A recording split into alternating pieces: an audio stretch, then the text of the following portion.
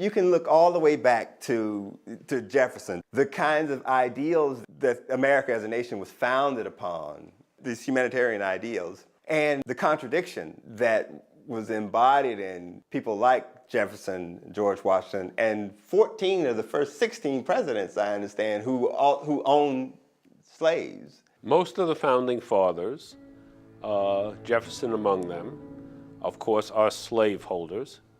Most of them understand there's something wrong with this system.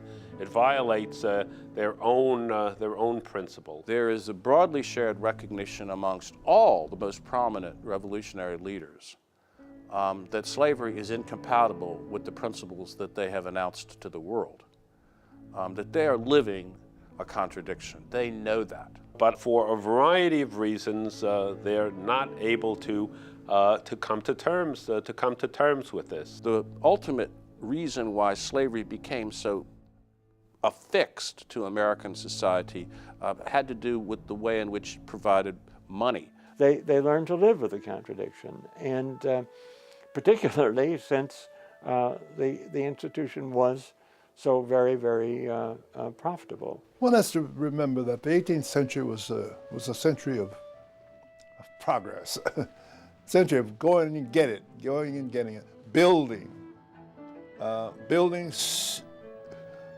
colonies, building an economy, and building a society. You had to have all the help you could get in this enormous enterprise. There simply was no available labor for this enormous job of settlement and the development of the kind of crops and produce that would be central for the New World. And a great deal of help would come from the institution of slavery itself. Jefferson often defined slavery as that necessary evil. It is a necessary evil, but it's an evil. Once you declare all people were created equal, then you needed a special explanation, and Americans then became very quick at developing special explanations. We do believe in human freedom, but these people, these black people, are different. Black people were created at a different time. There wasn't a single biblical creation.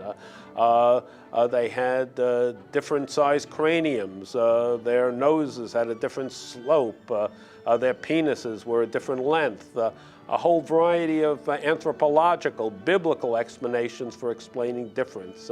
In other words, the American Revolution saw a new definition of race.